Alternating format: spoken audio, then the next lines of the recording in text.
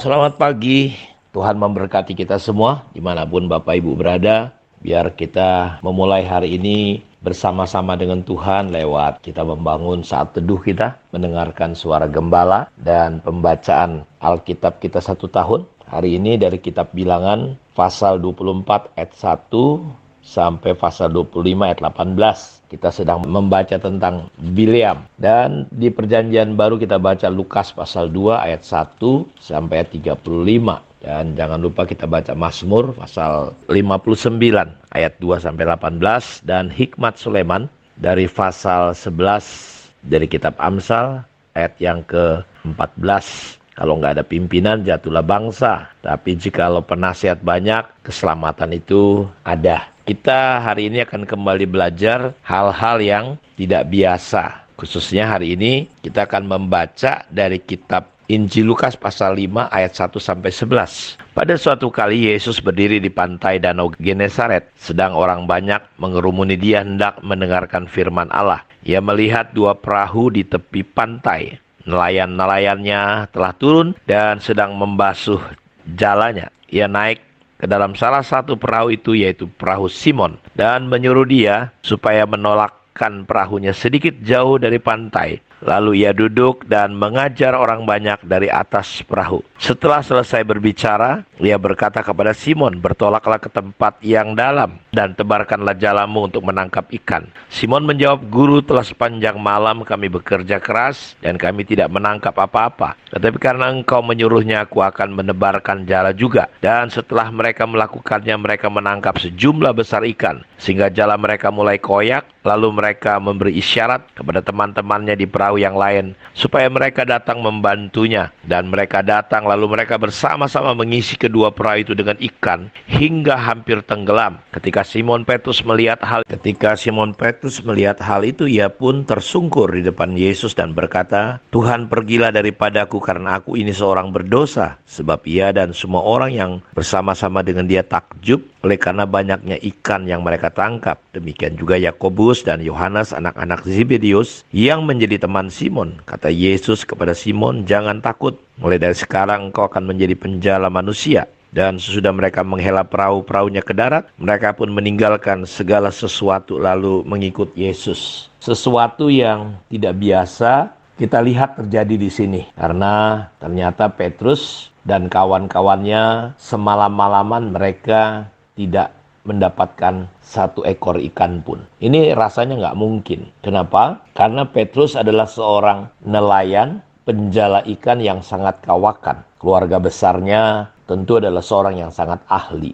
Jadi dia bukan orang baru, dia bukan orang yang pendatang baru belajar cara menangkap ikan. Dalam pekerjaan ini dia bukan orang yang baru, tetapi dia orang yang sangat profesional. Jadi dia sudah punya persiapan, memiliki jala-jala yang terbaik, perahu yang terbaik, mengetahui karena biasa saudaraku di mana tempat yang bisa menghasilkan banyak ikan. Dan dia tahu persis mungkin ilmu perbintangan, suhu udara dia menguasai betul. Jadi yang menarik adalah yang tidak biasa, dia sudah bekerja semalam-malaman. Artinya seluruh tenaga, pikiran, semua yang dia mampu lakukan, dia lakukan. Karena hidupnya, pencahariannya, makannya dari situ. Sangat bergantung dari hasil tangkapan perahunya. Tapi kita lihat Petrus tidak mendapatkan apa-apa. Jadi kita melihat di sini bahwa Petrus sebagai orang yang sangat profesional, sebagai orang yang hebat sekalipun, kita melihat ada sebuah kegagalan. Tidak maksimal, hasilnya 0. Dan ini adalah sesuatu yang tidak biasa. Biasanya kalau orang pinter, punya perhitungan dan segala macam hal.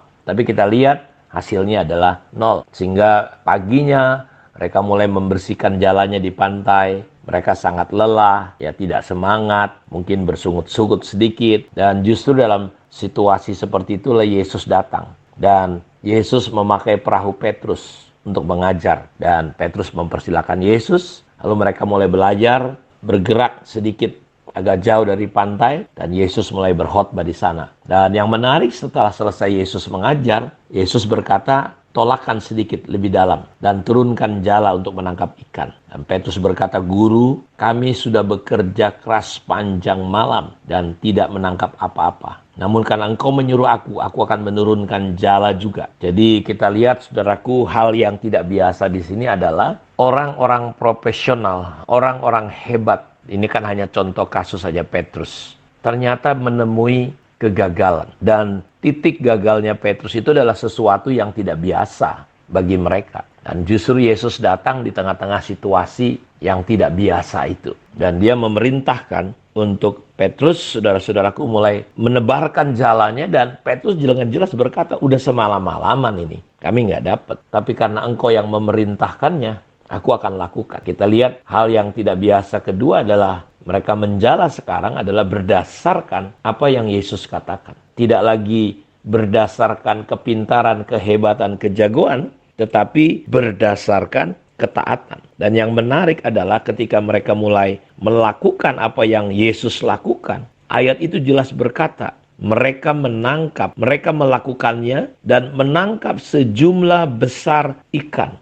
Lihat bedanya yang tidak biasa adalah ketika orang melakukan pada satu titik tertentu, engkau mentok semua kepintaran, kehebatan kita nggak menghasilkan apapun. Dan ketika mereka melakukannya sekarang berdasarkan firman Tuhan, berdasarkan apa kata Yesus, ayat ini berkata mereka menangkap sejumlah besar ikan. Dan ini tentu siang hari, mungkin jam 9, jam 10. Biasanya kan nelayan malam hari sampai dini hari. Tapi ini berbeda. Dari sini kita bisa belajar hal yang tidak biasa itu adalah bahwa terkadang kita harus melepaskan kepandaian, kehebatan, kejagoan, keprofesionalan kita. Karena itu nggak cukup. Kita butuh Tuhan. Dan kita lihat dampak daripada Petrus mengikuti perintah Tuhan. Mereka dapat sejumlah besar ikan yang sebenarnya mereka sudah lakukan itu semalaman.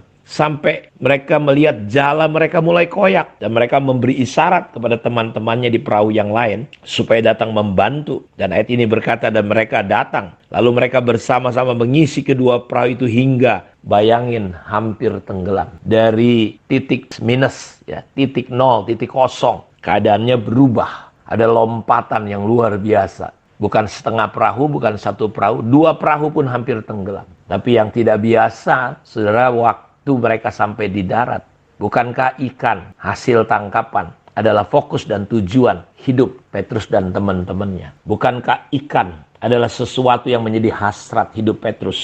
Tetapi kita lihat justru ketika mereka mendapatkan ikan, ada sesuatu yang tidak biasa, yang lain. Mereka tidak bersuka cita, tapi mereka melihat sesuatu yang berbeda. Mereka melihat kemuliaan Tuhan.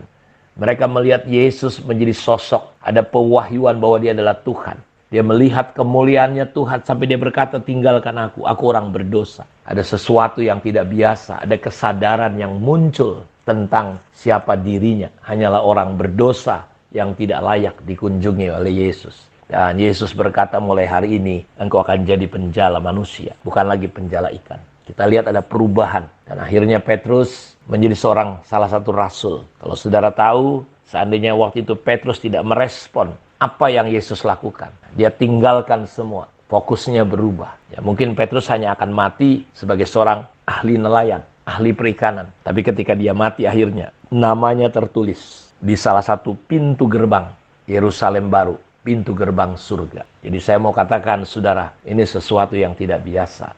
Saya berdoa, hal-hal yang dari Tuhan yang tidak biasa boleh kita alami, mengubah pandangan dan hidup kita. Tuhan memberkati kita. Mari kita berdoa. Bapa, terima kasih untuk kemurahan dan anugerah-Mu. Kau memberkati semua anak-anak-Mu, buka pandangan kami. Untuk kami bukan melakukan hal-hal yang tidak biasa, yang justru membawa kami kepada kehancuran. Tapi Engkau melakukan hal-hal yang di luar pemikiran kami, yang tidak biasa. Dan kami boleh berjumpa, melihat Engkau secara pribadi dalam kemuliaan-Mu seperti Petrus. Terpujilah Engkau Bapa. Dalam nama Yesus kami berdoa. Amin. Tuhan memberkati kita semua. Shalom.